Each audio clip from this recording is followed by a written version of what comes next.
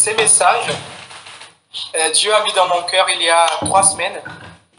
Et je l'ai laissé un peu en stand-by. J'ai dit, Seigneur, si tu ne changes pas, ce sera le message du 27.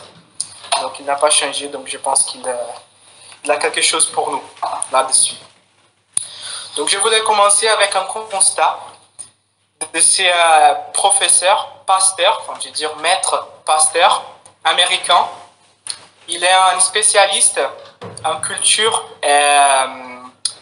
hébraïque, je ne sais pas si on dit comme ça, excusez-moi. Il est un spécialiste. Il a dit la chose suivante. Le christianisme est le mouvement religieux le plus diversifié sur la planète. Je répète. Le christianisme est le mouvement religieux le plus diversifié sur la planète. Donc le nom de ce pasteur, c'est Tim Mackie. Il est américain, comme je l'ai dit, un pasteur. Et moi, j'aimerais parler de ça. Le christianisme est le mouvement religieux le plus diversifié sur la planète. Et ça, ce n'est pas juste une coïncidence. On va voir pourquoi. Moi, j'aimerais parler avec vous aujourd'hui sur l'unité. Mais l'unité sur la perspective des dieux, du royaume des cieux. Car on verra, d'après les Scriptures, la parole, il y a une grosse différence entre l'unité selon on va dire selon les standards, selon la façon humaine, et l'unité comment on voit dans la Bible. Le but, c'est qu'on puisse discerner les corps et nous faisons partie. Très souvent, on reste trop concentré, on focalise trop sur notre église locale et on peut perdre un peu de la dimension, de l'extension de ce que Dieu est en train de faire au niveau global, l'église globale. Donc on va voir dans un premier moment que toutes les nations, je répète, toutes les nations ont été créées selon l'image de Dieu. Toutes les nations ensemble, mais aussi dans leur diversité, révèlent les caractères de Dieu. Et que nous, le peuple de Dieu, on est appelés pour vivre en unité, mais attention, pour vivre en unité, mais pas en uniformité. Le premier texte qu'on va regarder, c'est à Éphésiens 4, Éphésiens chapitre 4, verset 1 au verset 3. Éphésiens chapitre 4, verset 1 au verset 3. La parole dit comme ça. Je vous exhorte donc, moi, les prisonniers dans le Seigneur, c'est Paul qui parle, à marcher d'une manière digne de la vocation qui vous a été adressée, en toute humilité, en douceur, avec patience. Supportez-vous les uns les autres avec amour, en vous efforçant de conserver l'unité de l'esprit par les liens de la paix. Des fois, moi, je pense que c'est simple de faire un effort pour conserver l'unité dans notre groupe local, WSM par exemple. Mais ce n'est pas très simple quand on pense à l'église à côté, qui change un peu leur façon de faire, leur façon de vivre, leur liturgie même. Pensez maintenant l'église en Italie, l'église au Brésil, l'église en Inde, l'église en Corée, l'église aux États-Unis. Et pourtant, la parole nous exhorte, je répète, Paul dit, supportez-vous les uns les autres en amour et en vous efforçant de conserver l'unité de l'esprit par les liens de la paix. On va voir aujourd'hui pourquoi ça c'est tellement important pour Dieu et pourquoi il nous demande de faire cet effort et de conserver cette unité. Le premier texte qu'on va regarder, c'est Genèse chapitre 1, verset 27. C'est vraiment le tout début. Genèse chapitre 1, verset 27. Dieu créa l'homme à son image. Il les créa à l'image de Dieu. Homme et femme, il les créa. Dieu créa l'homme à son image. Ça, c'est la première phrase. Deuxième phrase, il les créa à l'image de Dieu. Troisième phrase, homme et femme, il les créa. Regardez que dans la première phrase, nous avons le sujet Dieu créa l'homme. Dans la deuxième phrase, il les créa à l'image de Dieu. Donc on dit la même chose, on change juste l'ordre, si vous voulez. Dieu créa l'homme, il les créa à l'image de Dieu. Et après la troisième phrase, c'est tellement intéressant. Regardez, il dit homme et femme, il les créa. Qui? Homme et femme. L'homme. Le professeur dont je vous ai parlé tout à l'heure, les spécialistes en culture hébraïque, excusez-moi, c'est comme ça, on le dit comme ça, non? Hébraïque? Merci. Il a étudié en fait les langages hébreux pour lire les scriptures sur l'original. Il a attiré mon attention, comme je l'écoutais bien sûr, sur le fait que l'homme, là, dans ces passages, c'est le même mot qu'on utilise en hébreu pour dire l'humanité. C'est le même mot.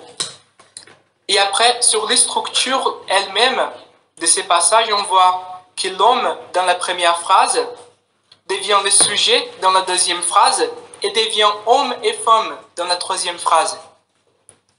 Il y a un message très fort ici. L'homme, là, veut dire en même temps homme et femme. Et l'homme, là, l'homme veut dire aussi l'humanité. Et ces trois phrases sont en train de nous donner un message. L'homme a été créé selon l'image de Dieu. Donc ce qu'il faut retenir, c'est que l'homme, et là je veux dire mâle, l'homme tout seul n'est pas une image de Dieu. Et la femme toute seule, elle n'est pas une image de Dieu. L'homme avec la femme révèle qui est Dieu. C'est l'homme en relation avec quelqu'un différent de lui-même qui révèle qui est Dieu. Amen. Et alors, qu'est-ce que cela signifie quand on dit être une image de Dieu? Une image, c'est une représentation physique. Quand on parle d'image, par exemple, comme la Bible l'utilise pour des idoles, etc. Une image, c'est une représentation physique qui renvoie à son créateur. Donc je répète, l'image, c'est une représentation physique qui renvoie à son créateur. Donc quand on dit que nous, en tant qu'humanité, nous révélons qui est Dieu, qu'est-ce que cela veut dire? La Bible elle-même nous donne une définition. Donc selon la Bible, regardez avec moi la suite de Genèse 1, 27. Après, on va regarder le verset 28. Donc verset 28 dit comme ça. Dieu les bénit et Dieu leur dit, soyez féconds, multipliez-vous, remplissez la terre et soumettez-la. Dominez sur les poissons de la mer, sur les oiseaux du ciel et sur tout animal qui rampe sur la terre. Donc regardez, c'est très intéressant le début, la première partie du verset. Dieu les bénit et Dieu leur dit, soyez féconds, multipliez-vous, remplissez la terre et soumettez-la. Voilà, selon Dieu, être une image de Dieu, au moins un aspect de ce qui signifie d'être une image de Dieu, c'est d'être fécond, de multiplier, de remplir la terre et de la soumettre. Et comment on fait ça? Comment on peut être fécond? Comment on peut multiplier? Comment on peut remplir la terre? Et comment on peut la soumettre? On va regarder après. Genèse 2, verset 23. Genèse 2, verset 23. Dieu nous donne des instructions pour remplir ce qu'il nous a ordonné. Après, donc, je fais un petit récapitulatif. On a vu que Dieu nous a créés pour être son image. Et après nous a créé pour être son image, il nous a donné un ordre. pour être son image, il faut être fécond, il faut être multiplié, il faut remplir la terre, il faut la soumettre. Et maintenant, regardez, Genèse 2, 23 dit comme ça, et l'homme dit, cette fois, c'est l'os de mes os. Là, il parle de la femme. Dieu vient de créer Ève, vient de créer la femme. Et Adam dit, cette fois, c'est l'os de mes os, la chair de ma chair. C'est elle qu'on appellera femme, car elle a été prise de l'homme. C'est pourquoi l'homme quittera son père et sa mère et s'attachera à sa femme. Ils deviendront une seule chair. C'est pourquoi l'homme quittera son père et sa mère et s'attachera à sa femme. Ils deviendront une seule chair. Selon ce verset, il y a un aspect de ce que signifie pour les êtres humains d'être une image de Dieu, c'est d'être un, de devenir un avec quelqu'un qui est différent de nous, mais aussi être plus qu'un en même temps. Regardez que le but c'est de... Donc moi en tant qu'homme, je suis uni à ma femme et on devient un. De cette union, moi je suis différent de ma femme, il faut l'être pour générer de la vie. Comme moi je suis en relation avec quelqu'un qui est différent de moi-même, ça génère de la vie. Donc un aspect d'être une image de Dieu, c'est d'être un, uni à quelqu'un de différent, mais plus qu'un en même temps. L'humanité de chacun ne se réalise entièrement qu'en relation avec un autre qui est différent de moi. L'humanité de chacun ne se réalise entièrement qu'en relation avec un autre qui est différent de moi. L'humanité telle que Dieu l'a définie, pour être son image, on voit que l'humanité a été créée pour être l'image de Dieu, n'est réalisée que quand nous sommes en relation avec quelqu'un différent de nous-mêmes. Regardez que c'est un peu un cycle. Là, dans ces versets, il dit « L'homme quittera son père et sa mère et s'attachera à sa femme. Ils deviendront une seule chair. » Donc, avant de quitter son père et sa mère, bien sûr, l'homme, je vais dire plutôt les fils ou la fille, ils sont unis à ses parents, à son père et à sa mère. Il se détache de sa mère et son père. Il se rattache encore à une nouvelle femme pour former une nouvelle famille. Donc, il devient un avec quelqu'un d'autre. Donc là, j'ai mari, épouse, qui deviendront ensuite père, mère, car ils auront un fils. Et ce fils-là, ou cette fille, encore se détachera et s'attachera à quelqu'un d'autre, deviendra un avec quelqu'un d'autre. Cette relation va générer de la vie. Et c'est comme ça qu'on remplit ce que le Seigneur nous a ordonné en Genèse 1, 28. Soyez féconds, multipliez-vous, remplissez la terre et soumettez-la. Donc là, on a regardé quelle était la proposition, le but initial de Dieu quand il nous a créés. Être des images. Et on voit que pour être des images de Dieu, on ne peut pas le faire toute seule. On devient une image de Dieu quand on se relationne avec quelqu'un qui est différent de moi-même. Cette relation va générer de la vie. On va voir maintenant. Donc après, vous connaissez déjà l'histoire. Genèse 3, on a la chute de l'homme, les péchés qui rentrent dans l'histoire, qui ramènent de la corruption. Et on voit une humanité qui commence bien sûr à se multiplier, à remplir la terre telle que Dieu nous a ordonné. Mais en même temps, ces mouvements, cette multiplication est remplie de violences et d'injustices. Ça, c'est l'histoire qu'on rencontre de Genèse 1, chapitre 1 à Genèse 10. Donc de Genèse 1 à Genèse 10, on voit l'humanité qui remplit la terre, qui se multiplie, mais avec une nature corrompue, cassée par le péché. Et c'est là, donc cette multiplication est aussi remplie, ce qui se multiplie aussi, on va dire comme ça, c'est la violence et l'injustice.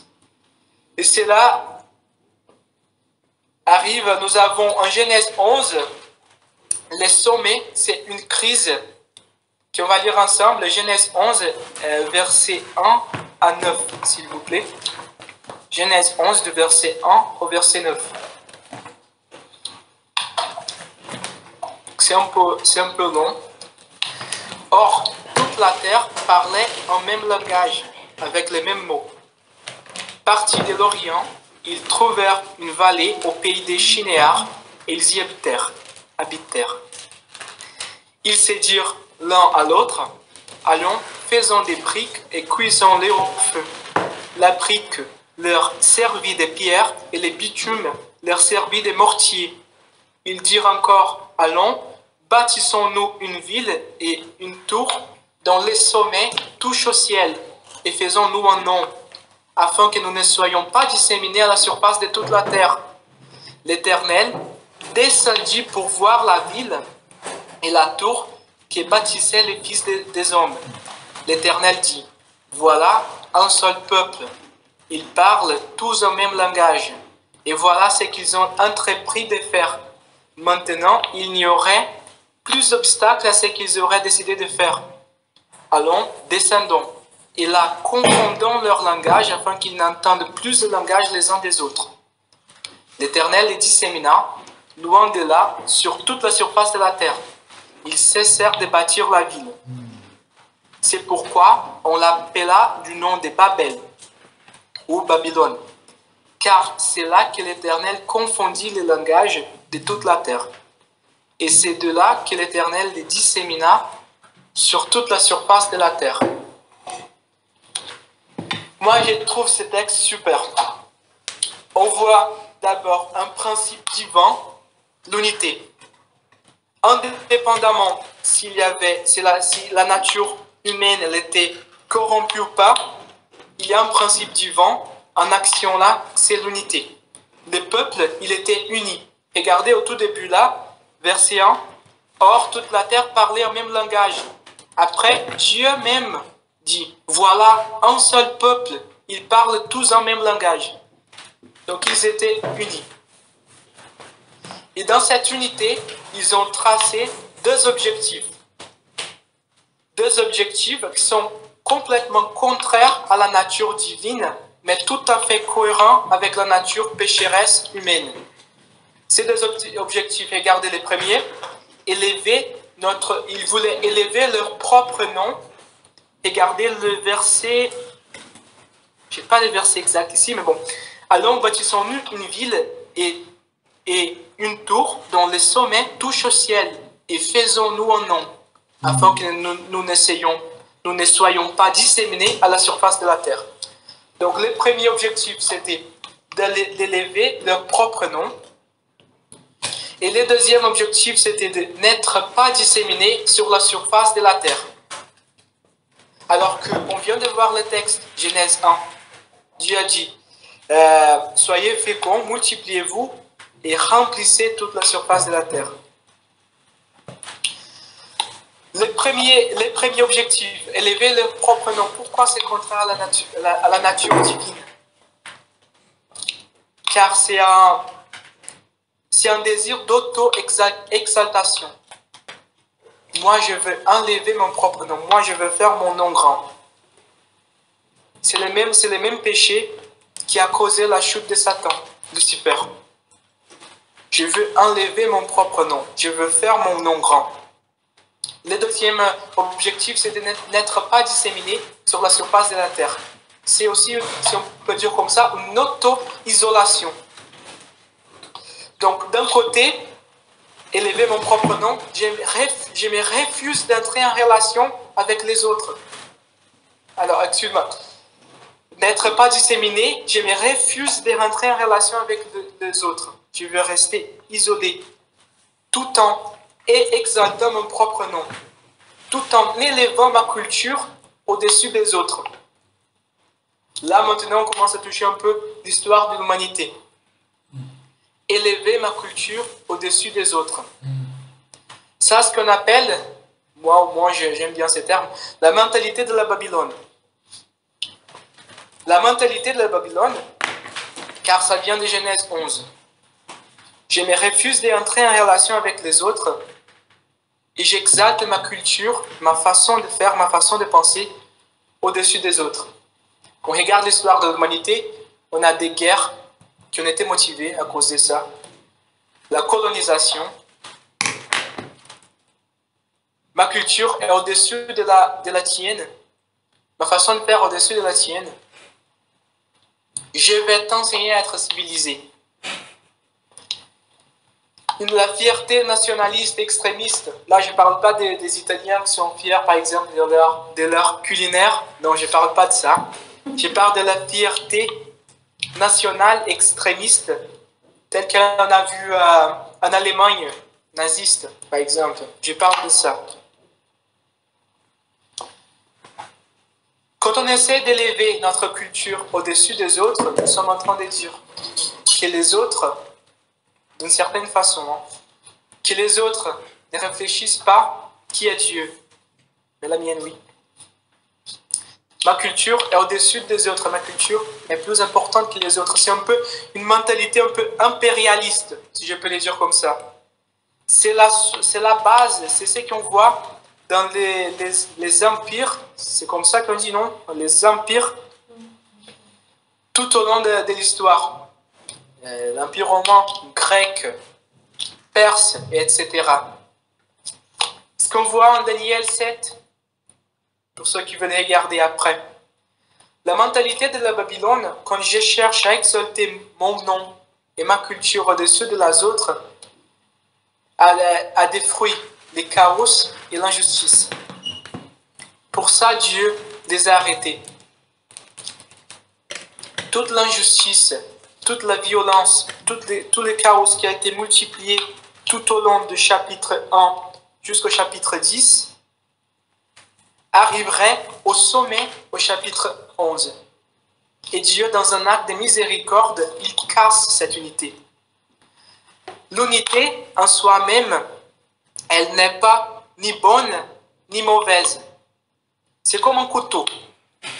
Je te demande, un couteau, c'est bon ou c'est mauvais? Je ne peux pas le dire. Ça dépend complètement, entièrement de l'intention de la personne qui le manipule, n'est-ce pas? Tu peux utiliser un couteau pour couper une pomme, pour la manger. Je peux aussi utiliser un couteau pour tuer quelqu'un. L'unité, c'est exactement comme ça. C'est un principe divin. Dans la nature pécheresse, ça ramène à la mort, au chaos et l'injustice, violence. Et Dieu, il souhaite une humanité unie. On regarde ce que Dieu a fait en Genèse 11, il a coupé l'unité. Les peuples étaient unis, ils parlaient le même langage, ils étaient unis sur un même but. Ils avaient un but commun. Et pourtant, Dieu a cassé cette unité. Donc tu peux dire, ah, mais Dieu, alors Dieu, il n'aime pas l'unité. Non, il aime tellement l'unité. Il veut une humanité unie. Dès le début, il a annoncé dès Genèse 1. Mais il veut que l'humanité soit unie pour révéler les vrais buts de son existence, être des images de Dieu. Si l'unité va ramener à la violence, l'injustice, au chaos, ça c'est pas l'image de Dieu. Dieu veut que l'humanité unie révèle l'essence de son Créateur. Et comment on peut alors, en tant qu'être humain, révéler qui est Dieu? Être unis pour révéler qui est Dieu. Comment l'humanité peut être unie? Nous sommes tellement différents. Moi, je viens du Brésil, je suis arrivé en France il y a 5 ans. Et moi, je m'étonne toujours avec les différences culturelles. Pas seulement culturelles, mais même au niveau communication. Il y a tellement de différences. Comment on peut être unis? Et là, on parle toujours de cultures occidentales. Imaginez par exemple maintenant par rapport à l'Inde, par rapport à la Corée. C'est complètement différent. Et pourtant, je répète ce que j'avais dit au tout début, le christianisme est le mouvement religieux le plus diversifié sur la planète. Et Dieu veut que ce soit comme ça, car il a créé l'humanité pour révéler qui il est. pour révéler son essence. Chaque nation porte une portion de qui Dieu est. Et nous sommes appelés pour être unis. Dans notre unité et dans notre diversité, nous révélons qui est Dieu. Mais comment on peut être unis si nous sommes tellement différents? On vient de voir que dans le contexte de la Babylone, l'humanité, elle était unie. Mais le problème, c'était la nature. À cause de la nature pécheresse, ils voulaient utiliser cette unité pour exalter leur nom et leur culture au-dessus des autres. Il faut alors purifier la nature humaine. Vous êtes d'accord? Vous êtes d'accord? Ma femme. Il faut purifier la nature humaine. Donc, en même temps, je vous ai dit que l'humanité, toutes les nations ont été créées par Dieu pour révéler qui il est. Mais pourtant, plus de la moitié de la Bible parle que d'une seule nation. Pourquoi? Pourquoi plus de la moitié de la Bible parle que d'Israël? Si on est en train de regarder l'histoire de l'unification, de l'union que Dieu va apporter à l'humanité, pourquoi plus de la moitié de la Bible parle d'Israël?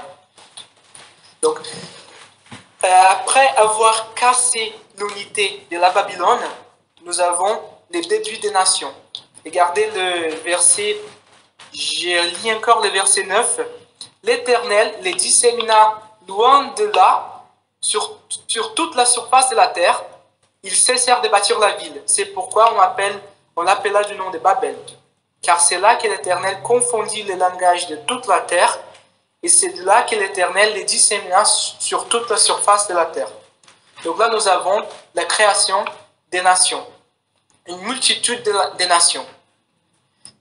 Et parmi ces nombreuses nations, Dieu choisit une.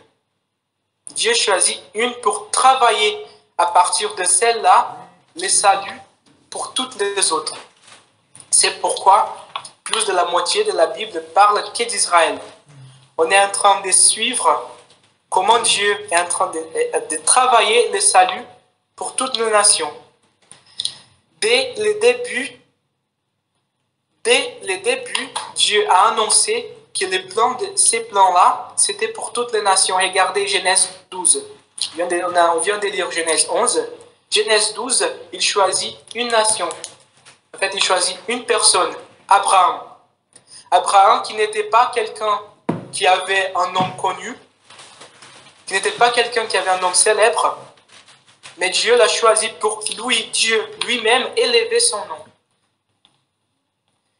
Regardez Genèse 12, verset 3.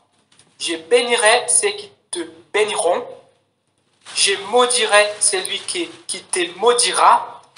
Toutes les familles de la terre, je répète, toutes les familles de la terre seront bénies en toi. Dès le début, Dieu annonce que ce qu'il est en train de faire à travers Abraham, c'est pour bénir toutes les nations de la terre. Et pendant que le Seigneur travaille les saluts à travers d'un seul peuple, à travers Israël, il laisse tous les autres sur les domaines des dieux, des on va dire, principes élémentaires qui ne sont pas vraiment des dieux. Regardez avec moi le Nouveau Testament. Après avoir compris tout ça, Paul, qui était un Israélite, après avoir compris l'histoire, les plans de salut de Dieu, il dit aux Galates, Galates 4, verset 8. Galates 4, verset 8 dit comme ça. Autrefois, vous ne connaissiez pas, Dieu, et vous serviez des dieux qui par nature ne le sont pas. Mais maintenant, après avoir connu Dieu, et surtout après avoir été connu de Dieu, comment retournez-vous à ces faibles et pauvres principes élémentaires auxquels vous voulez à nouveau vous asservir? Paul est en train de dire, vous, avant de connaître les plans de salut de Dieu, vous étiez soumis à des dieux, petit b, à des dieux qui ne sont pas Dieu, grandés. Vous étiez soumis à des faibles et pauvres principes élémentaires. Mais Dieu a fait ça jusqu'à ce que le temps soit accompli pour qu'il puisse remplir sa promesse. La promesse qu'il a fait à Abraham en Genèse 12. Là, on est en train de prêcher l'évangile. Car tout, c'est la parole même qui dit que toutes les promesses de Dieu trouvent en Jésus des oui. Et nous prononçons tout simplement Amen. Donc là, on est en train de parler de l'évangile, car l'évangile, c'est la réponse. Amen. Comment on peut être unis? Comment on peut être une humanité qui est aussi tellement diverse, différente, et être quand même unie par moyen de l'évangile? Dieu nous a laissé, en tant que plusieurs nombreuses nations, sur le domaine des principes élémentaires de ce monde, des dieux qui ne sont pas Dieu. Il a permis, jusqu'à ce que le temps soit accompli, pour qu'il puisse remplir sa promesse. Regardez comment il a rempli sa promesse. Éphésiens 2, chapitre 2, verset 13. Éphésiens, chapitre 2, verset 13. Éphésiens, chapitre 2, verset 13 dit comme ça. Mais maintenant, en Christ Jésus, vous qui autrefois étiez loin, nous qui autrefois étions loin, vous êtes devenus proches par le sang de Christ. Car c'est lui notre paix, lui qui est des deux, c'est lui, les Juifs et les non-Juifs, Israël et toutes les autres nations, c'est lui qui est des deux, n'en a fait qu'en détruisant les murs de séparation, l'inimitié. Il a dans sa chair annulé la loi avec ses commandements et leurs dispositions pour créer en sa personne avec les deux, je répète, Israélites et toutes les autres nations, un seul homme.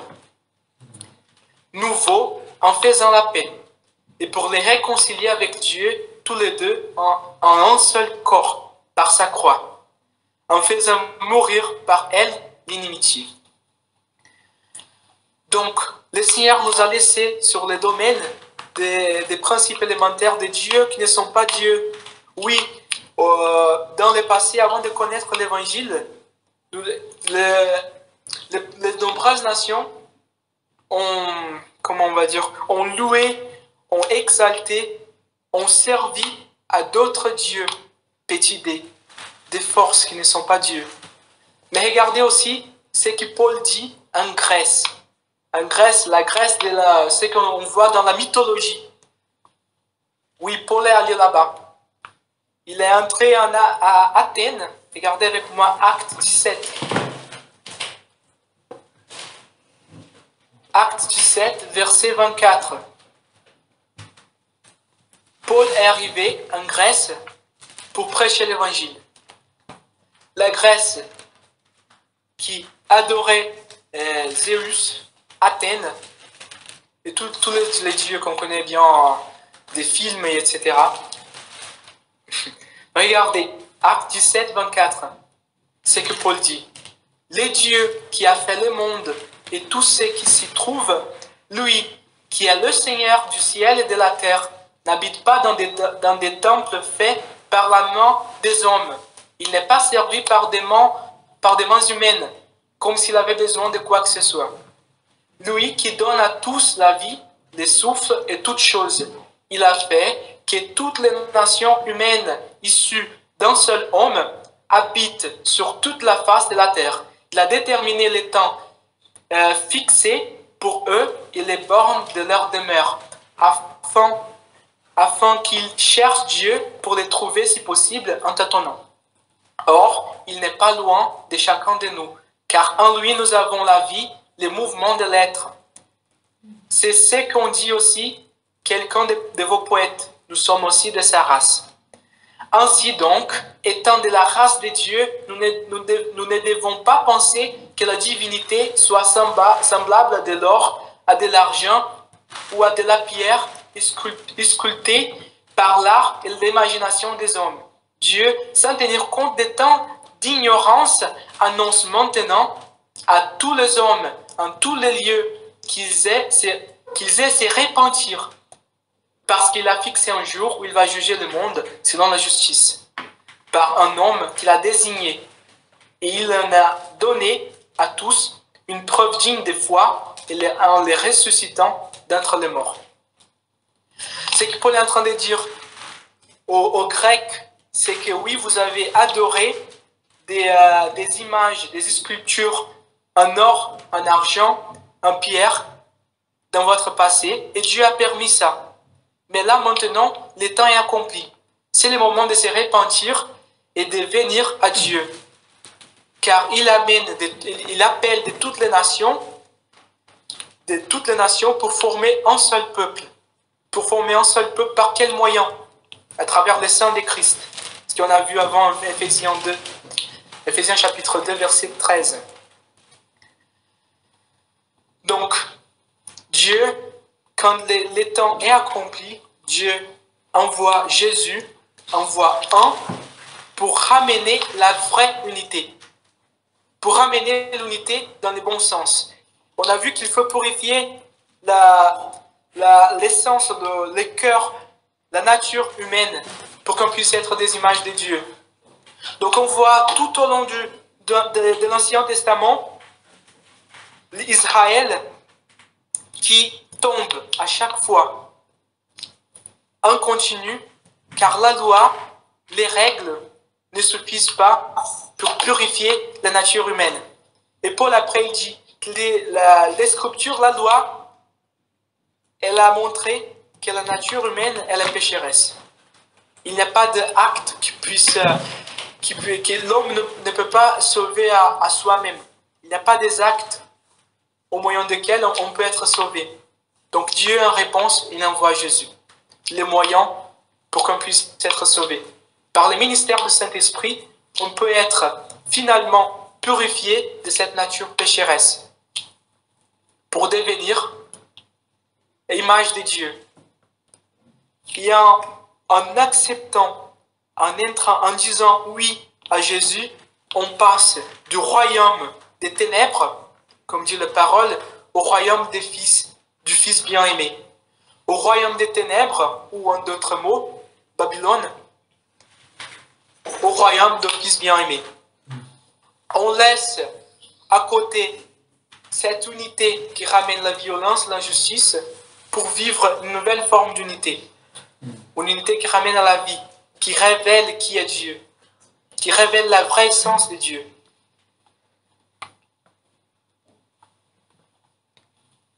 Donc, si on peut mettre comme ça, je vais essayer d'être très direct. Sur le point de vue de la Babylone, on voit pour être unis, et c'est ça qu'on voit dans les empires, dans la guerre, c'est ça qu'on voit dans ces sentiments nationalistes extrémistes. Pour être un, il faut laisser à côté mon identité individuelle. C'est aussi, je pense qu'un bon exemple, c'est la colonisation. En arrivant, moi en tant que colonisateur, en arrivant, je t'ai dit, il faut que tu laisses à côté ta culture, ton identité personnelle, individuelle. Il faut supprimer ça, il faut recevoir, il faut absorber la mienne. Il faut laisser à côté ce que je suis en tant qu'individu et devenir uniforme. Alors que, sur le point de vue de la Bible, c'est qu'on vient de voir, toute l'humanité révèle qui est Dieu. Chacun porte une portion de qui est Dieu. Et alors, j'ai plus besoin de laisser de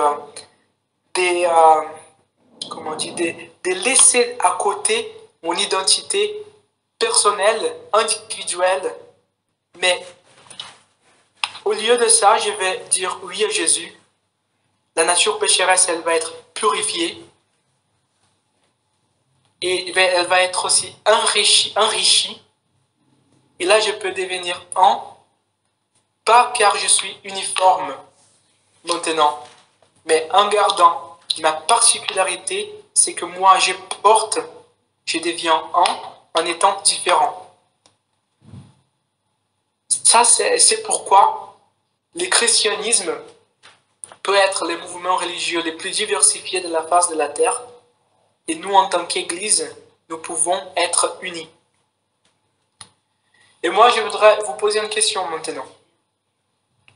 Quelle portion du caractère de Dieu, l'autre, et l'autre, ça peut être ma femme, dans mon cas, ça peut être mon Église, les membres de mon Église, ça peut être une autre Église, ça peut être une autre nation. Quelle portion du caractère de Dieu l'autre porte que moi, je n'ai pas? Je laisse ça comme une question ouverte. C'est impossible de trouver des réponses. Mais plutôt, je propose ça comme une réflexion de tous les jours. Un exercice. Quelle portion du caractère de Dieu, ma femme, l'autre Église, l'autre pays, l'Église dans un autre pays, quelle portion il porte du caractère de Dieu? Et là, je pose une deuxième question.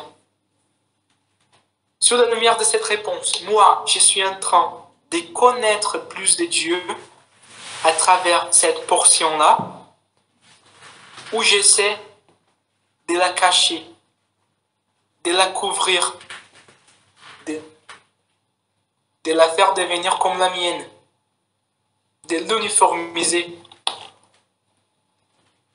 Est-ce que moi, je suis en train d'apprendre plus du caractère de Dieu?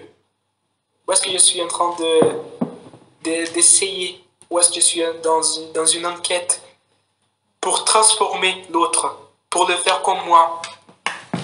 Est-ce que moi, je l'approche avec une mentalité de Babylone ou avec une mentalité du royaume de Dieu?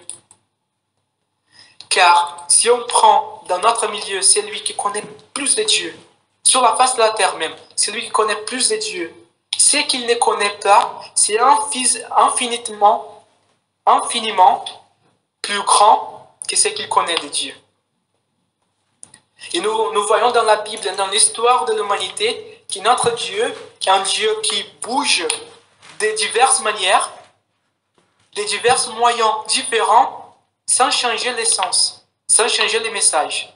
Et c'est moi, si je reste bloqué sur ma façon, sur comment je connais, sur ce que je connais, je suis en train de forcer l'autre ou de refuser quelque chose que Dieu veut partager de son caractère, que je peux recevoir que de l'autre côté. La portion que Dieu a mis dans moi, il n'a pas mis dans quelqu'un d'autre. Mais en même temps, la portion que Dieu a mis dans quelqu'un d'autre, il n'a pas mis en moi. C'est-à-dire qu'il y a une portion de Christ qui, pour que je puisse recevoir, il faut me relationner avec l'autre. Il y a une relation avec l'autre, je délivre ce que je porte, et je reçois aussi ce que l'autre porte. Et si nous sommes en unité, ah voilà, là on révèle qui est Dieu. Ça, on voit ça dans une relation homme-femme. On voit ça aussi dans une relation entre membres de l'Église. C'est ça que Paul parle dans le premier épître aux Corinthiens, chapitre 12. On ne va pas lire. Mais le discours de Paul, c'est autour de ça. C'est l'unité dans la diversité. Quand nous sommes unis, voilà, on révèle qui est Christ. Si moi, je suis un doigt, j'espère que tous deviennent comme des doigts, comme moi. Je ne peux pas travailler, je ne peux pas jouer un rôle d'un bras. Si tous les membres d'un corps sont des doigts, je ne peux pas jouer le rôle d'un bras ou des jambes. Mais si moi, en tant que doigt, j'accepte que ce doigt-là, il est différent, et lui, à chaque fois, il est différent de l'autre aussi, qui est différent de la main, qui est composée de plusieurs doigts et des bras, on va travailler tous ensemble, en unité. Et là, on révèle les corps. Et les corps, c'est Christ, auquel Jésus est la tête. Jésus est le moyen pour lequel nous devenons un peuple en gardant notre individualité. J'ai un Christ, par Christ, j'ai plus besoin de supprimer mon individualité et devenir quelqu'un d'uniforme avec quelqu'un d'autre. Mais ma nature pécheresse, elle va être purifiée. Il a en unité avec le corps qui révèle qui est Dieu. Jésus est ce moyen, il est le seul moyen pour toutes les nations. Pour toutes les nations, Jésus est le seul moyen. Pourquoi? Car le nom Jésus guérit en France. Mais le nom Jésus guérit au Brésil. Le nom Jésus guérit en Italie. Le nom Jesus guérit aux États-Unis. Guérit au Royaume-Uni. Guérit en Inde. Les mêmes noms en toutes les nations. Il est le seul moyen. Il est l'autorité. Il est le moyen pour lequel nous devenons famille de Dieu. J'espère que ces messages puissent nous renouveler notre intelligence et nous aider à visualiser à travers des yeux de Dieu quel est le but de l'unité dans le contexte des royaumes des cieux. Une fois qu'on est sauvé, au moyen de la foi, en ce que Jésus a fait, nous sommes appelés à être un peuple uni. Pas simplement notre église locale, mais avec l'église à côté. L'église qui des fois ne croit pas aux mêmes choses que nous croyons. Et pourtant, Paul dit en 1 Corinthiens 12 que chacun joue un rôle différent. Nous sommes appelés à être unis avec eux. Pas simplement, mais avec l'église dans un autre pays aussi. Voilà. Que ça puisse nous motiver à regarder l'unité de l'église sur la perspective de Dieu. Que Dieu vous bénisse. Amen.